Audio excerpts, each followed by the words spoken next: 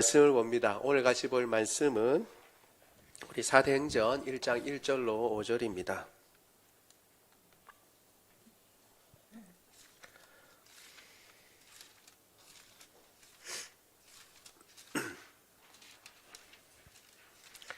사도행전은 요한복음 다음에 있는데 제가 진 성경으로 신약 187쪽에 있습니다.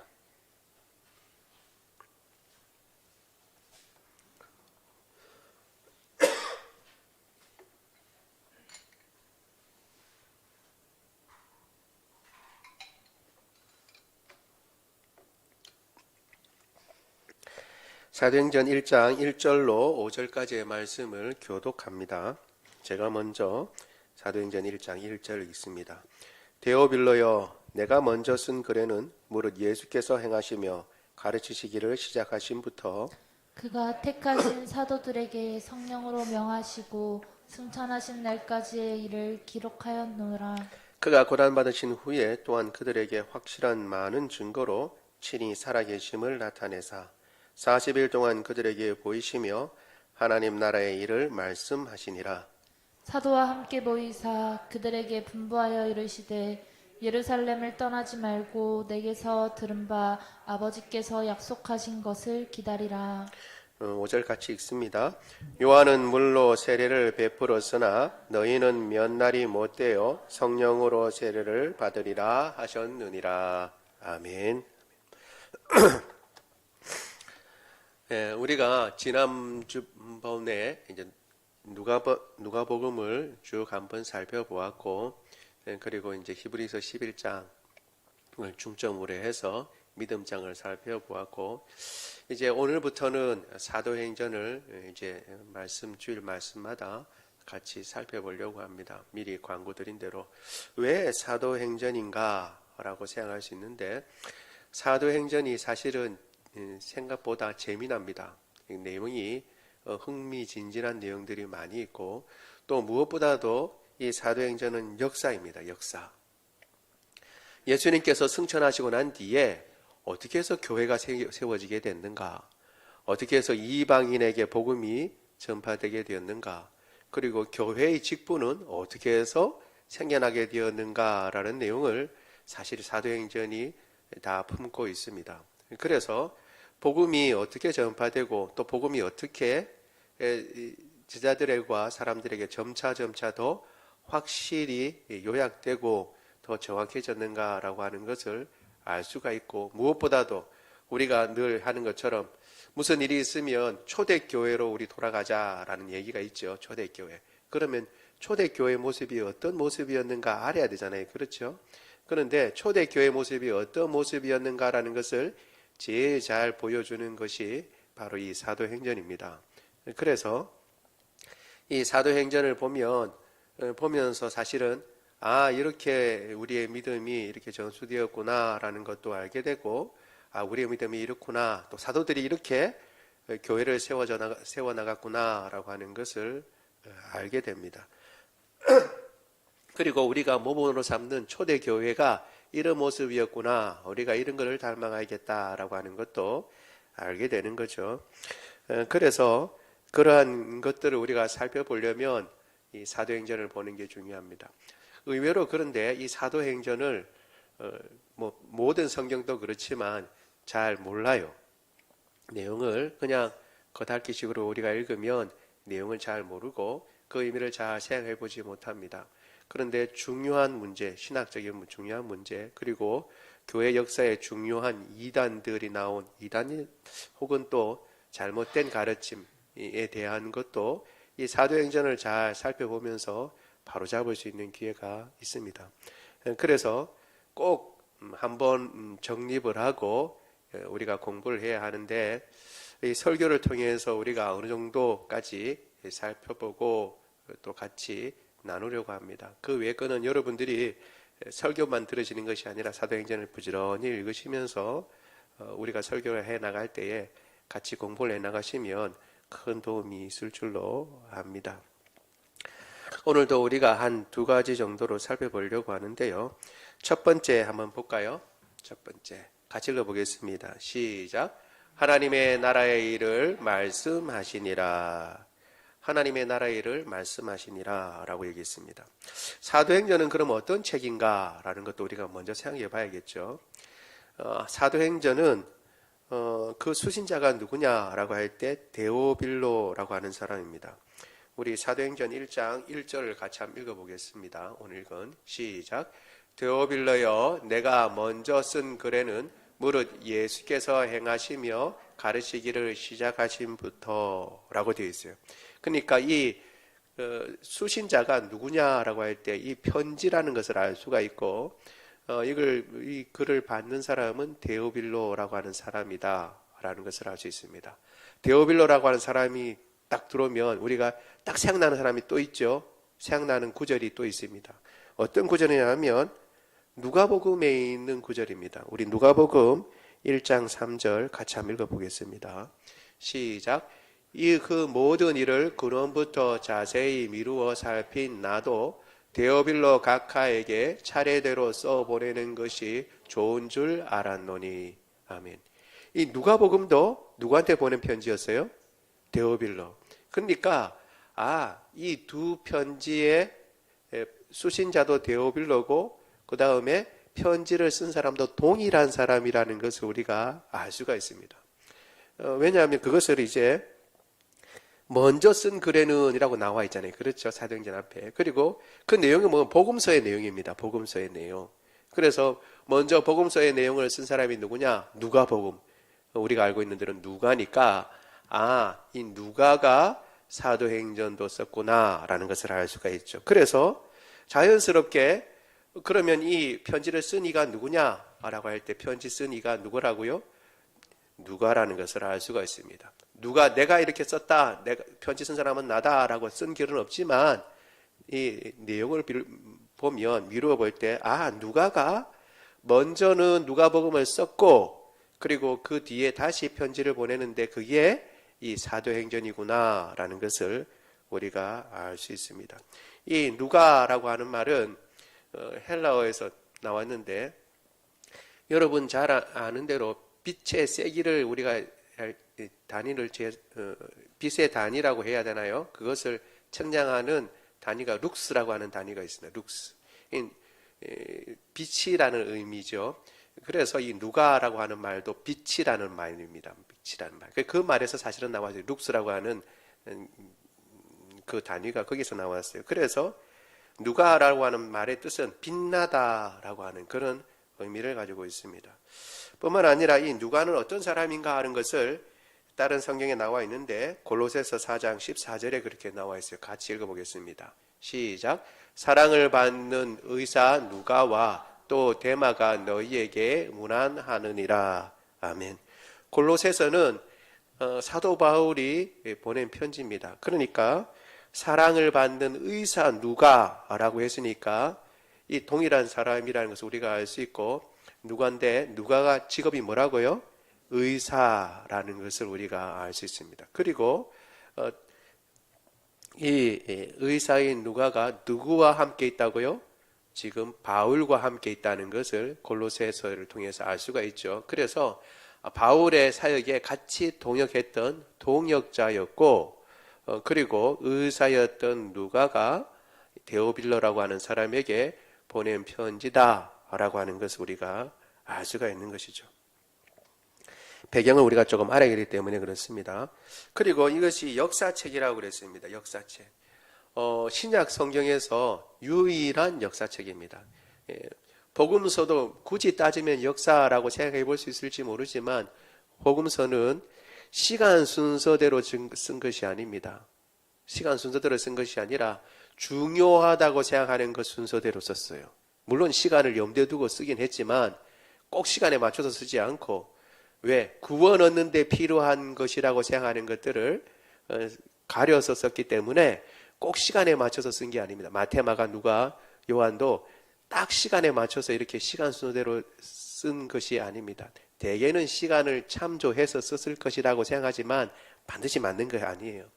그에 반해서 이 사도행전은 시간의 순서대로 이렇게 쭉 적어왔고 그래서 유일한 신약 성경 중에서 유일한 역사책이다라고 우리가 생각하면 좋겠습니다.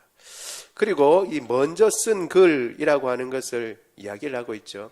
우리가 알다시피 먼저 쓴 글은 누가복음이죠. 누가복음. 그러면 이 누가가 자기가 먼저 쓴 누가복음을 어떻게 요약하고 어떤 글을 썼다라고 하는 것을 자기가 드러내주고 있는 구절이죠. 1절, 2절이 그런데 다시 한번 읽어보겠습니다. 사도행전 1장 1절, 2절 시작. 데오빌러여, 내가 먼저 쓴 글에는 무릇 예수께서 행하시며 가르치기를 시작하심부터 그가 택하신 사도들에게 성령으로 명하시고 승천하신 날까지의 일을 기록하였노라. 아멘. 그러니까 누가는 자기가 먼저 쓴 누가복음을 어떻게 요약하냐면 예수님이 가르치기 시작하신 것부터 시작해서 어떻게 해요? 행하시고 가르치기 시작하신부터 승천하신 날까지의 일을 기록했다. 그 시간을 내가 기록했다라고 얘기를 하고 그 가운데 예수님이 명하신 것도 있다라고 이야기를 하고 있습니다. 그러니까 이 말을 쓴 이건 뭐냐 하면 그렇게 썼지만 그걸로 끝이다는 거예요. 끝이 아니다는 거예요. 끝이 아니다는 거예요. 예수님이 승천하신 것으로 끝난 게 아니다. 그리고 그 이후의 일을 내가 이제 기록한다 라고 지금 쓰고 있는 것입니다. 여러분 이게 아주 중요한데 뭐냐 하면 많은 사람들이 예수님 믿고 구원받으면 끝이다 라고 생각합니다. 예수님 믿고 구원받으면 끝이면 사실은 복음서로 이야기가 딱 끝내도 돼요. 그렇지요? 예수님이 우리 죄를 위하여 죽으시고 사흘 만에 부활하셨습니다. 그리고 제자들에게 복음을 전하라고 말씀하시고 승천하셨어요. 그렇죠? 그러면 그것으로 구원사역은 완성됐어요? 완성 안 됐어요? 완성됐어요. 그리고 누구든지 그 사실을 믿고 예수님 믿고 구원받으면 끝난다. 그리고 천국 가면 된다. 그것으로 끝. 그런데 사실 그것으로 끝이 아니다라고 지금 누가복음을 쓰면서 누가는 지금 이야기하고 있는 것입니다. 예수님 믿고 구원받는 것으로 끝이냐? 예수님 믿고 천국 가는 것으로 끝이냐? 그게 아니라는 거예요. 많은 사람들이 예수 믿고 천당 가십시다. 옛날에 그랬죠. 급하니까 예수님 믿고 구원 받으십시다 라고 했는데 예수님 믿고 천국 가고 죄 용서 받고 구원 받는 것 그것으로 신앙생활 예수님 믿는 하나님의 백성된 삶이 끝이냐? 그게 아니라는 거예요. 그 이후의 삶이 많이 남아있고 그 이후의 역사가 많이 남아있다라는 것을 지금 누가가 서문에서 이야기하면서 보여주고 있는 것입니다. 예수님 믿고 구원받으면 끝이지 거기에 뭐가 더 필요한가?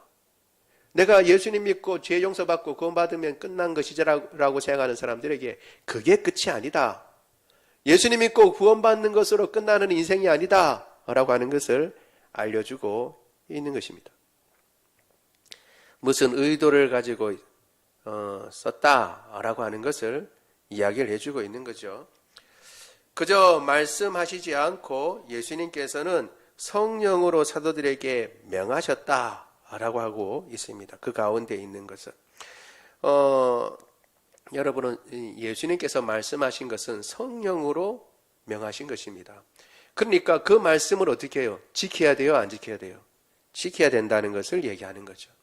지금 명령하신 것도 그냥 당부하신 것이라든가 말씀하셨다 그러지 않고 명령하셨다라고 얘기를 하고 있고 그것도 그냥 명령하신 것이 아니라 성령으로 명령하셨다고 말함으로 더 강조하고 있는 것입니다. 예수님의 명령은 반드시 지켜져야 되고 그 말씀은 이루어져야 된다. 사도들에게 말씀하신 그 말씀은 이루어져야 된다라는 것을 이야기를 해주고 있는 것입니다. 그래서 그 말씀을 받은 사도들이 이후에 행한 그 모든 일들을 지금 이제 이야기하고 이 일은 아주 중요한 일이다. 꼭 알아야 할 일이다. 라고 하는 것을 보여주고 있는 것입니다. 물론 예수님께서 십자가에 달려 죽으시고 부활하심으로 말미암아 한 사건이 매듭지어졌어요. 매듭지어졌지만 그 사건이 하나가 매듭지어졌다는 것이지 그 사건으로 다 끝났다라고 하는 것은 아니다. 라고 하는 것을 이야기해 주고 있는 것입니다. 뿐만 아니라 예수님께서 이 짧은 구절에 예수님께서 부활하시고 그리고 난 뒤에 승천하시기까지 바로 부활하시고 난 뒤에 승천하신 것이 아니라 40일 동안을 제자들과 함께 계셨다라고 하는 것을 이야기를 해주고 있죠. 우리 사도행전 1장 3절 같이 한번 읽어보겠습니다. 시작. 그가 고난 받으신 후에 또한 그들에게 확실한 증거로 친히 살아계심을 나타내사 40일 동안 그들에게 보이시며 하나님 나라의 일을 말씀하시니라. 아멘. 지금 뒤에 있는 일들을 다 이야기하려고 앞에 이 40일 동안 있는 일을 아주 요약해서 지금 누가는 이야기를 하고 있는데, 예수님께서 40일 동안 계시면서 제자들에게 시시콜콜하게 아침은 뭐를 드셨고 점심은 뭐를 드셨고 그리고 누구누구를 만나서 어떤 가르침을 하셨는가 일일이 다 얘기를 하지 않습니다. 그런데 분명한 것은 뭐냐 하면 그 40일 동안 계시면서 뭘 확실하게 하셨냐면 당신이 살아나셨다는 것을 분명히 보여주셨다라고 얘기를 하고 있습니다.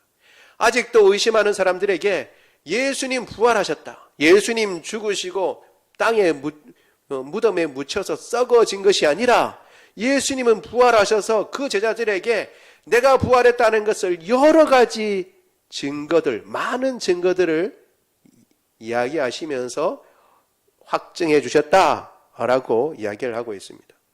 여러분, 그래서 이것이 중요합니다. 예수님이 왜 이만큼 부활에 대해서 제자들에게 말씀하셨냐? 자주 말씀하시고 강조하시는 것은 중요한 거예요? 아니면 중요하지 않은 거예요? 중요한 거라는 겁니다. 예수님의 부활이 아주 중요합니다. 이 이후로 제자들이 어떤 사역을 하든 어떤 삶을 살든 제일 중요한 것 중에 한 가지가 예수님의 부활을 확신하느냐, 그걸 정말 흔들림 없이 믿느냐, 이것이 중요한 겁니다. 그래서 예수님께서 친히 많은 증거로서 살아계심을 나타내 보여주셨어요. 다시 말씀드립니다. 예수님이 죽으심과 부활은 같이 가는 것입니다. 많은 사람들은 믿을 만한 것은 믿고 믿지 못할 것은 믿지 못하는 사람들이 많이 있어요. 성경 말씀을 쭉 읽는데 읽어도 다 믿는 것이 아니라 이렇게 생각하는 거예요. 예수님께서 죽으셨다는 것은 믿어요. 왜? 사람은 죽을 수 있으니까. 누구나 다 사람은 죽을 수 있으니까 사람이 죽는다는 것은 믿어요. 그리고 또 어떻게 해요? 종종 많은 경우에 우리가 보듯이 훌륭한 의인이나 훌륭한 사람들이 애매하게 고난을 받아서 그리고 모함을 받아서 죽기도 하잖아요. 그러니까 예수님도 그와 같이 하나님의 아들이시면서 사람들의 모함을 받고 죽으셨다라는 것을 애석하게 여기고 그것은 믿습니다. 그런데 문제는 부활은 믿지 않습니다. 왜? 그건 있어 본 적이 없는 사건이기 때문에.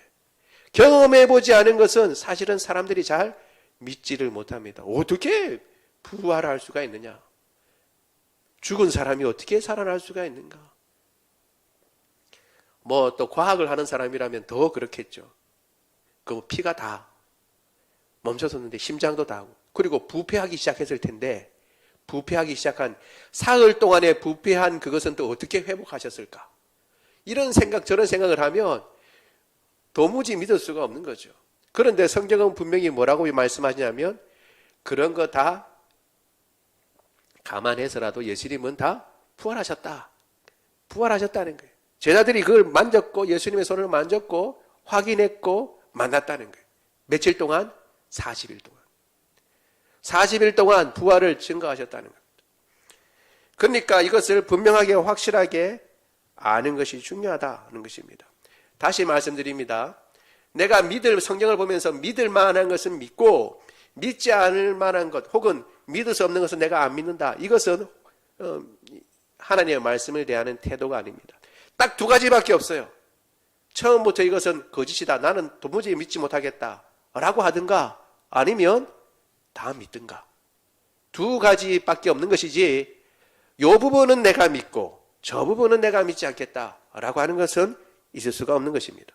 그것을 주님께서 원하지 않습니다. 그래서 이 한 구절에 고난받고 죽으신 것과 부활이 같이 나와 있습니다. 40일 동안 그들에게 보이셨습니다. 여러분, 우리는 예수님의 죽으심뿐만 아니라 부활을 믿는 사람들입니다. 예수님의 죽으심은 부활이 아니고는 확증될 길이 없습니다. 여러분 생각해 보세요. 어느 청년이 죽었어요. 죽으면서 이러는 거예요. 내가 모든 인류의 죄를 위하여 내가 십자가에 달려 죽는다.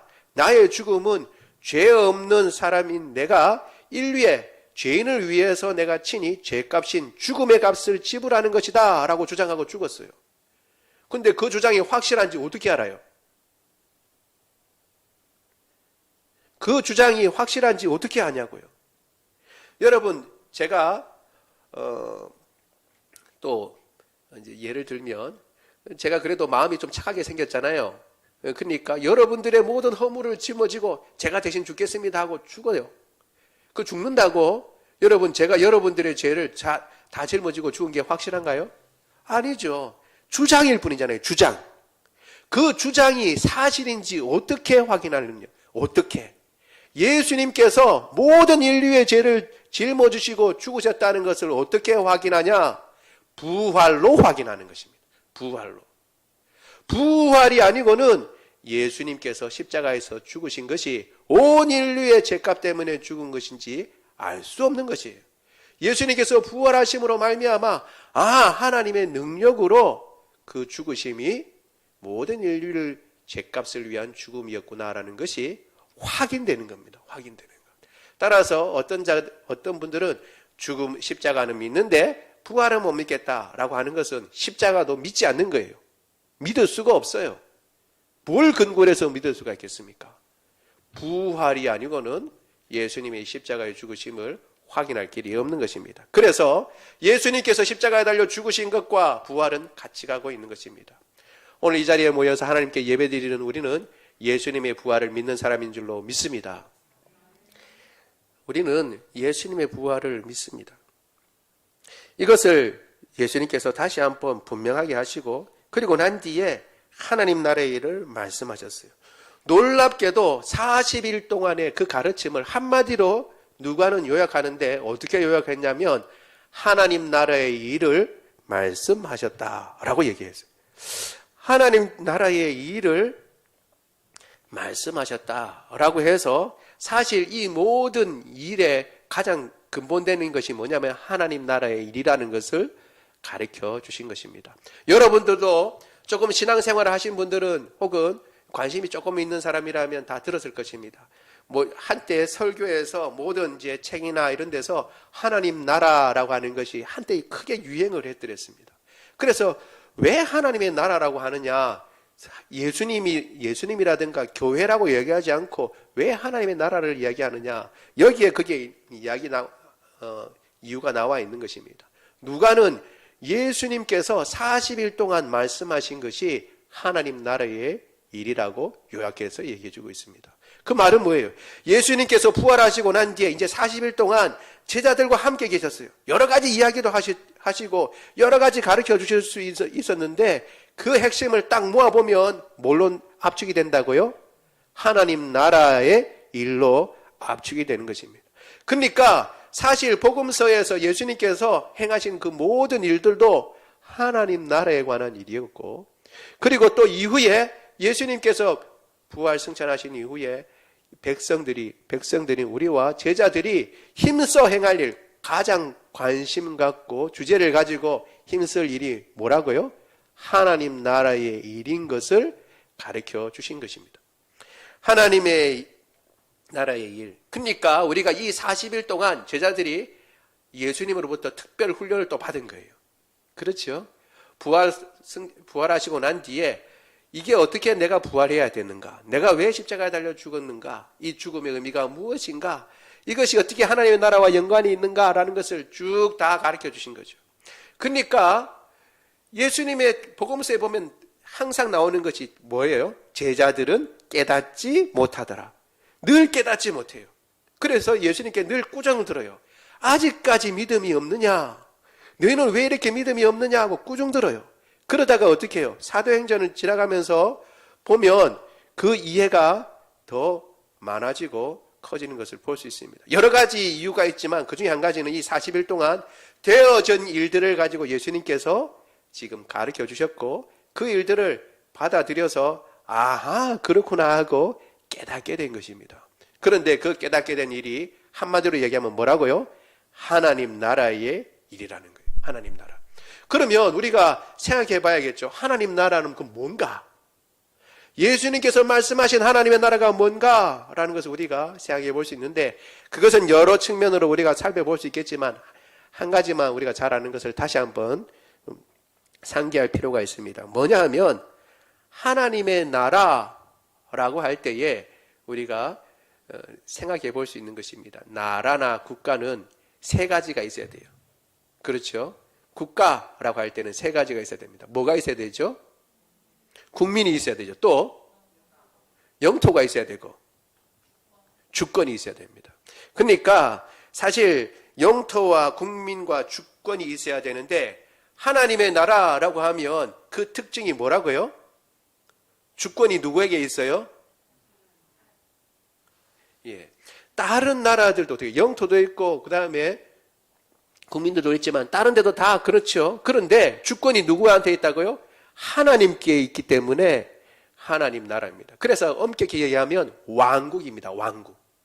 하나님이 왕이 되어서 다스리시는 하나님 왕국에 대해서 예수님께서 말씀하신 거예요. 지금도 왕이 다스리는 나라가 있어요. 소수이긴 하지만. 국민들에게 주권이 있으면 그건 어떻게 해요? 국민 주권, 그러니까 국민이 다스리는 나라가 되죠. 그래서 선거를 통해서 그 권리를 국민이 행사하고, 국민의 그 권리를 받은 대통령이나 국회의원들이 그 권리를 행사하는 것입니다. 선거를 통해서. 그러니까 민주주의죠. 국민들이 주인이 돼서 그렇게 해서 다스리는 나라이죠. 그러나 하나님의 나라는 말 그대로 하나님께서 통치하시는 것입니다. 주권이 누구에게 있느냐? 하나님께 있습니다. 그리고 그 나라의 백성은 뭐냐? 누구냐? 하나님의 백성된 모든 민족의 사람들. 그리고 그 통치 영역은 어디냐? 온 우주가 되는 것이죠.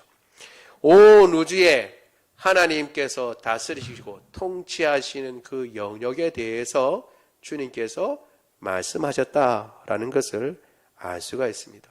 이 나라가 그러면 어떻게 임하였는가라고 할 때는, 오늘 참고 구절에는 나와 있지 않지만 우리 누가복음에서 이미 배웠어요. 누가복음 11장 20절에 보면 귀신들을 막 쫓아내니까 예수님을 비난하면서 귀신의 왕을 힘입어서 귀신을 쫓아낸다라고 얘기했습니다. 그러니까 예수님께서 사탄이 사탄을 쫓아내면, 귀신이 귀신을 쫓아내면 어찌 그 나라가 성립되겠느냐라고 말씀하시면서, 그러나 이 귀신이 나가는 것이 하나님의 손을 힘입어서 귀신이 나가는 것이라면 하나님의 나라는 이미 너희 속에 임하였다라고 이렇게 말씀하셨습니다. 그러니까 사실은 어떻게 해요? 예수님이 오심으로 하나님의 나라가 온 겁니다. 이거는 어려운 문제가 될 수 있을 수 있는데, 예수님께서 메시아라는 말씀은 하나님의 나라의 통치자로 오셨다라는 것을 얘기합니다. 통치자가 있는데 나라가 없는 것은 이해가 안 되죠. 통치자가 있다는 것은 그 나라가 있다는 것을 얘기하는 것입니다. 하나님의 나라가 임하였다는 것을 우리가 어떻게 알 수 있느냐? 예수님이 오신 것을 통해서 알 수가 있습니다. 이건 조금 계속 보면서 사도행전을 보면서 우리가 확인할 수 있을 거라고 생각됩니다. 그리고 이제 남은 사역이 무엇이냐라고 할 때에 그 나라, 하나님의 나라의 확장과 성숙이 필요하다는 것을 보여주고 있는 것입니다. 이것을 예수님께서 제자들에게 다 말씀하시고 이제 올라가신 것입니다. 여러분, 복음서는 복음서로 끝이 아니라 사도행전이 있고, 사도행전도 끝이 아니고 그 끝이 열려 있어요. 사도행전도 이렇게 끝났다라고 마무리 짓는 것이 아니라 마치 일이 진행되다가 갑자기 뚝 끝나버립니다. 그래서 그 뒤에 사도행전 28장이 있는데 29장, 30장이 계속 있다고 학자들은 그렇게 얘기합니다. 28, 29장, 30장은 누가 써요? 저와 우리들, 여러분과 우리들이 써나가는 그러한 얘기죠. 뭐에 대해서? 이미 임한 하나님의 나라가 완성된 그날을 바라보면서 행하는 일들을 이야기를 해주고 있는 것입니다. 이런 이야기에서 제일 중요한 것을 예수님께서 말씀하시는데, 그것이 바로 성령으로 세례를 받으라 말씀입니다. 우리 둘째 같이 한번 보겠습니다. 둘째 같이 읽어볼까요? 시작. 성령으로 세례를 받으라. 예수님께서 제자들을 모아놓고 말씀하신 것이 여러 가지 있었는데 마지막에 그 말씀 중에 한 가지는 이것이었습니다. 우리 4절 5절 같이 한번 읽어보겠습니다. 시작. 사도와 함께 모이사 그들에게 분부하여 이르시되 예루살렘을 떠나지 말고 내게서 들은 바 아버지께서 약속하신 것을 기다리라. 요한은 물로 세례를 베풀었으나 너희는 몇 날이 못되어 성령으로 세례를 받으리라 하셨느니라. 아멘. 하나님 나라의 일을 말씀하셨어요. 40일 동안 이것이 중요하다라고 계속 말씀하셨어요. 그리고 난 뒤에 어떻게 해요? 그들에게 분부하여 이르셨습니다. 예루살렘 떠나지 말고 있어라. 그리고 아버지께서 약속하신 것을 기다리라 라고 말씀하셨습니다. 여러분, 이것은 여기 사도행전만 있는 것이 아니라 누가복음에도 누가가 써놓고 있습니다. 우리 24장 49절 같이 한번 읽어보겠습니다. 누가복음 24장 49절입니다. 시작. 볼지어다 내가 내 아버지께서 약속하신 것을 너희에게 보내리니 너희는 위로부터 능력으로 입혀질 때까지 이 성에 머물라 하시니라. 아멘. 여러분 생각해보면 이제 준비는 다 끝났어요. 모든 준비는. 뭐가 끝났냐면 예수님의 구원사역이 완성됐어요? 안 완성됐어요? 완성됐어요. 십자가에 달려 죽으시고 부활하셔서 구원사역은 다 완성됐어요. 그리고 40일 동안 예수님께서 특별히 또 제자들을 가르치셨어요. 부활도 보여주시고 하나님 나라의 일에 대해서도 다 가르쳐 주셨습니다. 그러면 이제 어떻게 해요? 준비 끝. 이제는 뭐 할 일이 뭐가 있어요? 하나님의 명령을 따라 순종하고 그 다음에 나가서 복음을 전하는 일만 남았어요. 그 일만 남았다고요. 할 일만 남았어요. 그런데 지금 한시라도 급하게 나가서 일을 해야 되는데 예수님은 가만! 나가지 마라. 이 성에 머물러 있어라.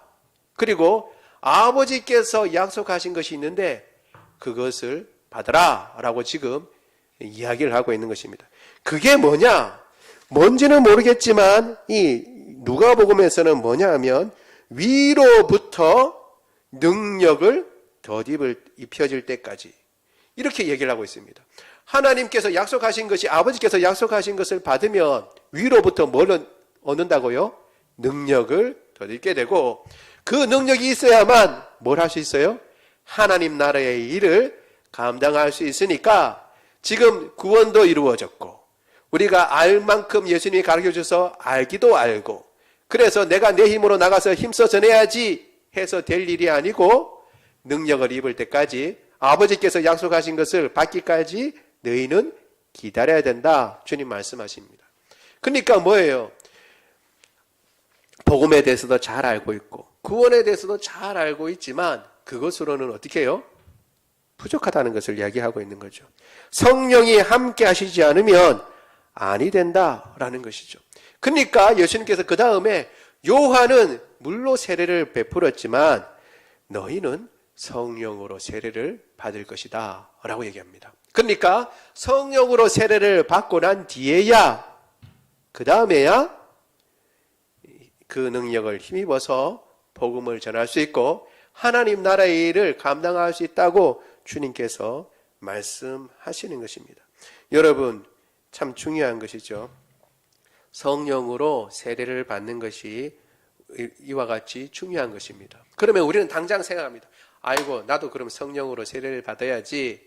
그리고 성령의 사람이 되어야겠다라고 생각합니다. 그래서 어떤 사람들은 예수님을 믿고 난 뒤에도 성령으로 세례를 달라고 그렇게 기도하고 그리고 성령으로 능력을 덧입게 해달라고 그렇게 하나님 앞에 간구하는 사람들이 있습니다. 그런데 여러분 한번 생각해 보아야 할 게 있습니다. 뭐냐면 성경의 전체의 말씀이 어떤 말씀을 하고 있냐는 거죠. 고린도전서 12장 3절 같이 한번 읽어보겠습니다. 시작. 그러므로 내가 너희에게 말하노니 하나님의 영으로 말하는 자는 누구든지 예수를 저주할 자라 하지 아니하고 성령으로 아니하고는 누구든지 예수를 주시라 할 수 없느니라. 아멘. 여러분, 예수님이 우리의 구주가 되시는 거 맞습니까? 그러면 예수님을 구주로 고백한 여러분들에게는 누가 계신 거예요? 성령이 계신 거예요. 이미 성령이 계신 거예요. 성령으로 아니하고는 예수님을 주시라고 할 수가 없어요. 근데 그러면 이 말이 뭐냐? 우리는 처음의 역사를 기억해야 합니다. 뭔가 처음 시작하는 것은 항상 어떻게 해요? 지금 나중에 있는 것과 다를 수 있는 것입니다. 대표적인 거 하나 예를 들게요. 아담은 배꼽이 있었을까요? 없었을까요?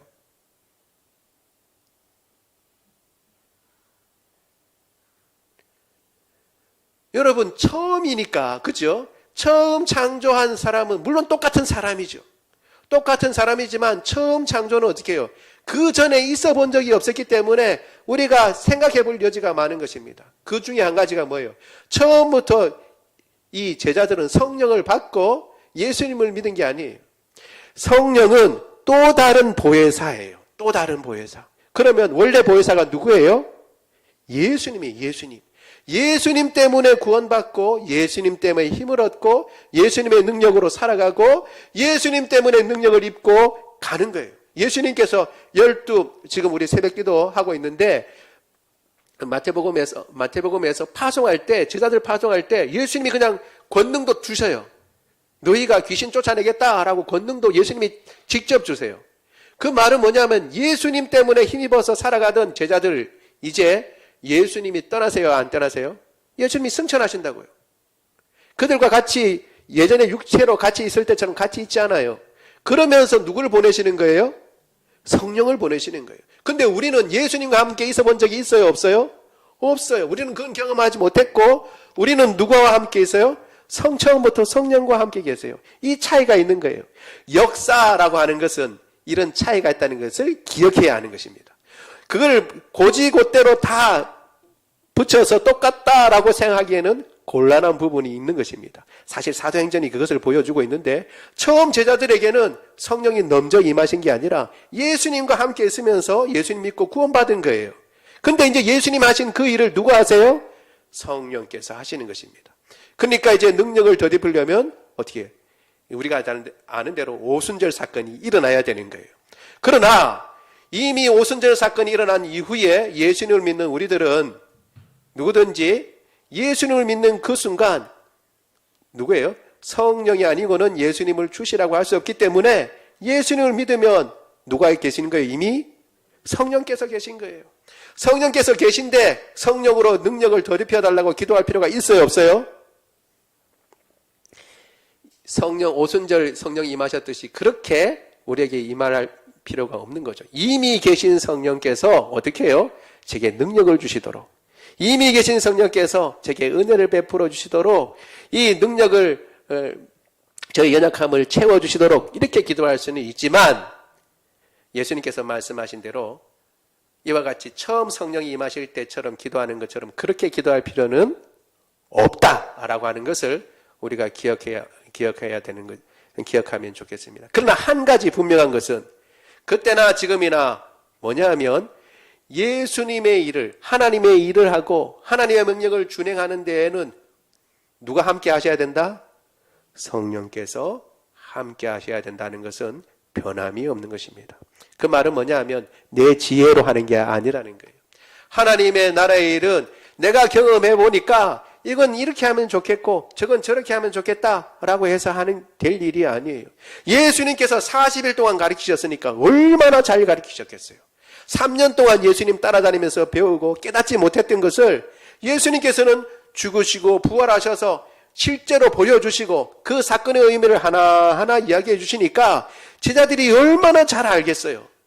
그런데 그런 암과 깨달음과 이해에도 불구하고 바로 나가면 되는 것이 아니라 예수님의 죽으심과 부활을 눈으로 본 제자들인데도 바로 나가는 것이 아니라 머물러 서서 성령의 세례를 받고 성령으로 위로부터 능력을 입기 전에는 그 일들을 행할 수 없다라고 주님 말씀하신 것을 생각해 볼 때에 예수 그리스도를 믿고 난 뒤에 성령의 사람이 된 우리들, 성령으로 역사로 예수님 믿은 우리들은 사실 그럴 필요는 없지만 우리가 행하는 모든 일에 있어서 우리가 누구를 의지하고 무엇을 의지하고 누구를 힘입어서 일을 해야 하는 것을 지금 보여주고 계시는 것입니다.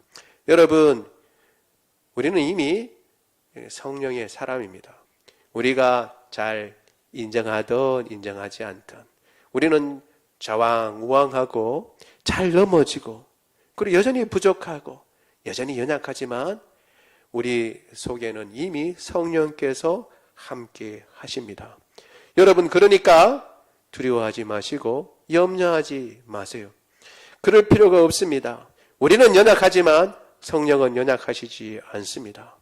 우리가 우리의 연약함을 그대로 인정하고 성령을 의지하고 성령의 도우심을 바란다면 주님께서 우리를 인도하시고 역사하시며 그 능력이 우리의 삶 가운데 온전히 나타나게 될 줄로 믿습니다. 중요한 것은 이것입니다. 예수님께서 뭔가 다른 것이 필요하다고 하지 않으셨다는 겁니다.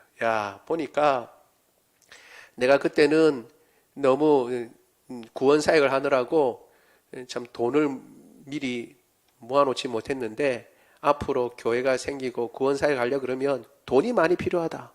그러니까 너희 돈 좀 벌 때까지 기다리고 있어라 라고 하시지도 않고, 혹은 사람이 지금 모자라니까 좀 어느 정도 사람이 차면 그러면 너희가 그 일들을 감당할 수 있을 거니까 그 사람이 차이까지 기다려라 이렇게 말씀하시지도 않고, 지금은 로마 치하니까 너무 힘들고 어렵다, 상황이 안 좋다, 그러니까 좀 로마 제국이 무너지고 나면 상황이 좀 좋아지고 형편이 좋아지면 그때에 하나님 나라를 일을 해라 그렇게 말씀하시지도 않았어요. 어떤 것도 조건이 되지 않습니다.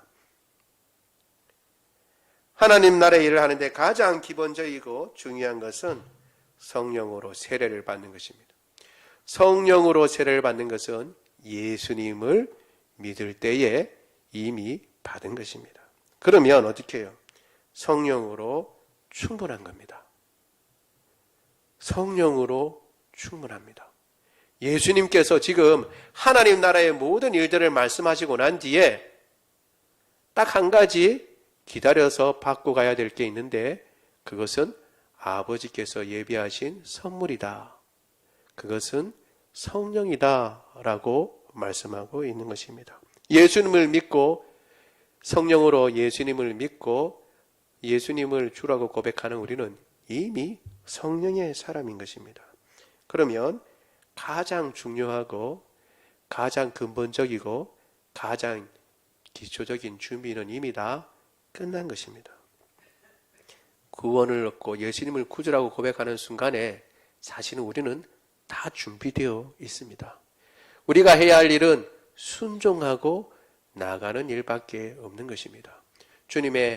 주님께서 우리에게 주신 아름다운 일들을 바라보고 우리 주변에 있는 사람들을 향해서, 그리고 입을 벌려서 주님께서 우리에게 허락하시는 그 모든 상황과 여건 가운데 순종하고 성령을 힘입어서 주님 앞에 나가며 하나님 나라의 일들을 감당하는 저와 여러분 되기를 원합니다.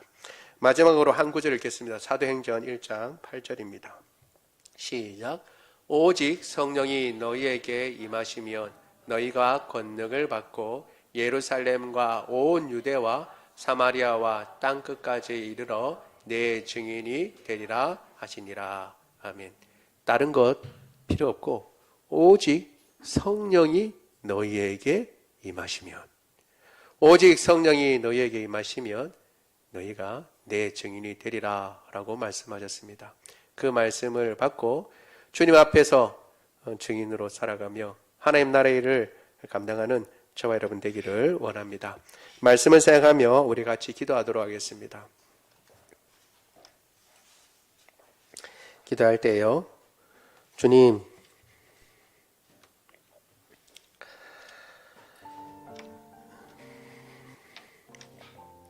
예수님을 더 알아가게 하여 주옵소서.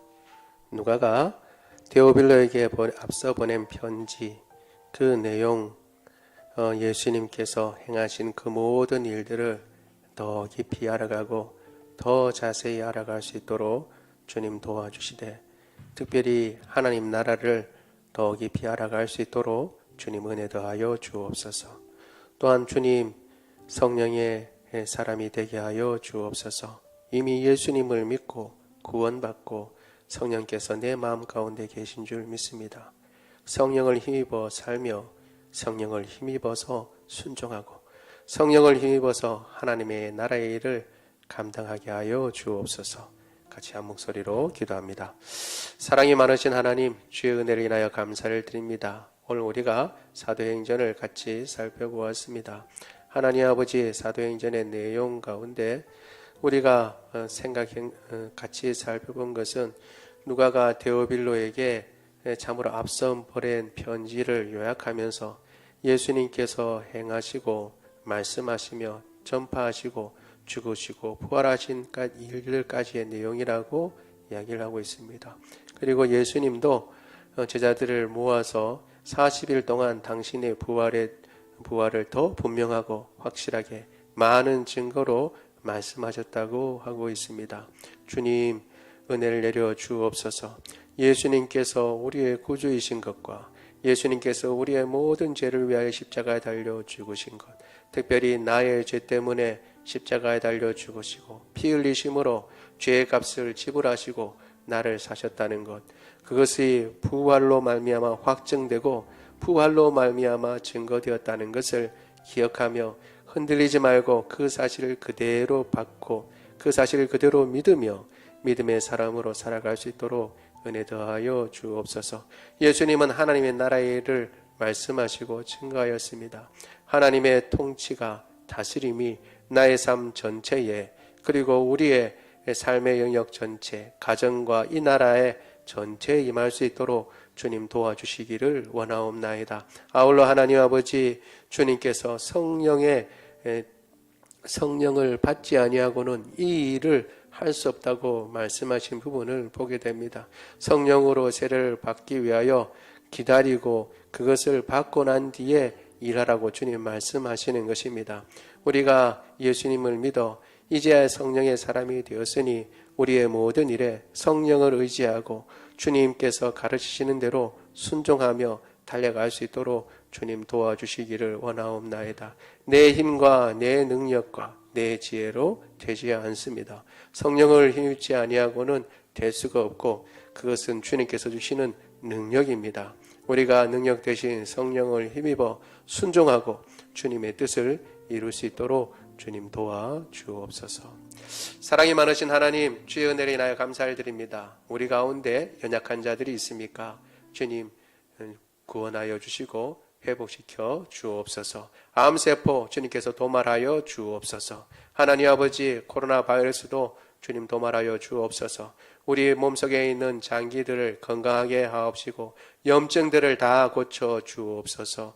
우리의 관절을 주님께서 붙잡아 주셔서 건강하게 하여 주옵소서. 뼈마디 모두를 주님께서 붙잡으시고 불면증 고쳐주시고 그리고 단잠을 허락하여 주옵소서. 맑은 정신을 허락하여 주시고 항상 감사하게 하여 주옵소서.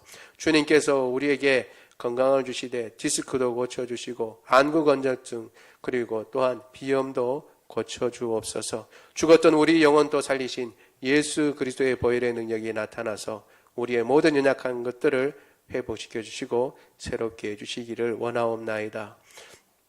그래야 건강하고 강건하여 주님 맡기신 사명 잘 감당하게 하여 주옵소서. 우리 주 예수 그리스도의 이름으로 기도드리옵나이다. 아멘. 우리 다 같이 일어나셔서 찬양합니다.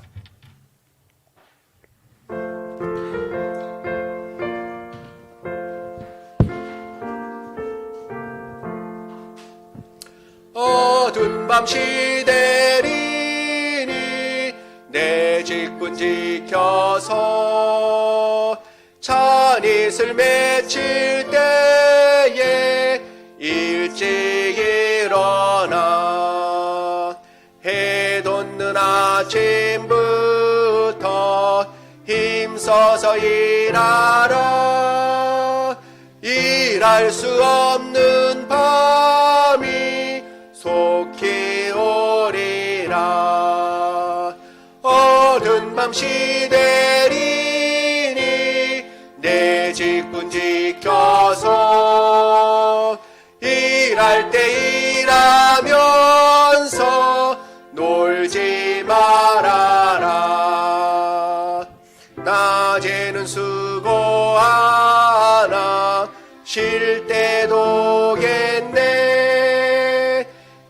일할 수 없는 밤이 속히 오리라.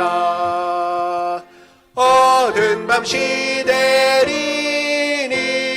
내 직분 지켜서 지른 해 비낀 볕에 힘써 일하고 그 빛이 닿아여서 어둡게 되어도 할 수만 있는 대로 힘써 일하라. 아멘. 지금은 우리 주 예수 그리스도의 은혜와 하나님 아버지의 무궁하신 사랑하심과 성령님의 교통하심이 예수 그리스도께서 가르쳐 주신 그 하나님의 나라, 주님의 죽으심과 부활로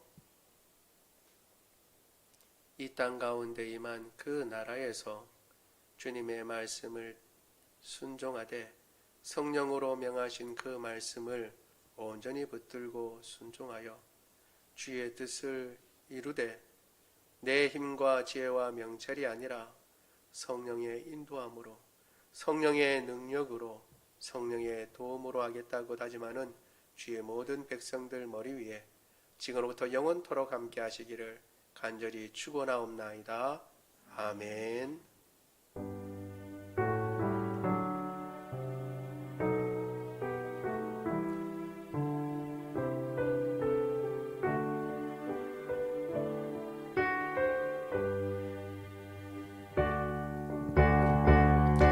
살아계신 주 나의 참된 소망 걱정 근심 전혀 없네.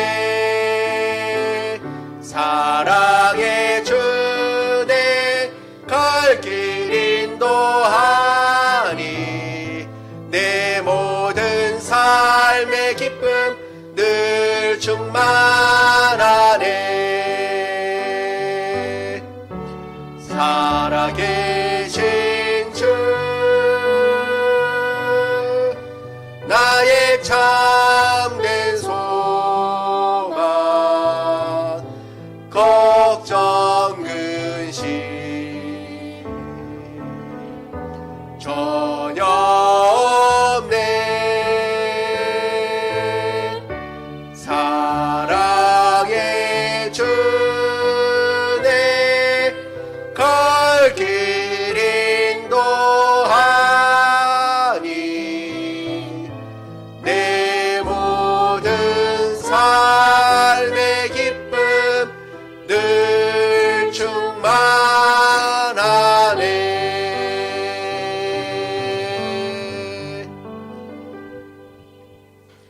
어떤 예배를 마쳤습니다.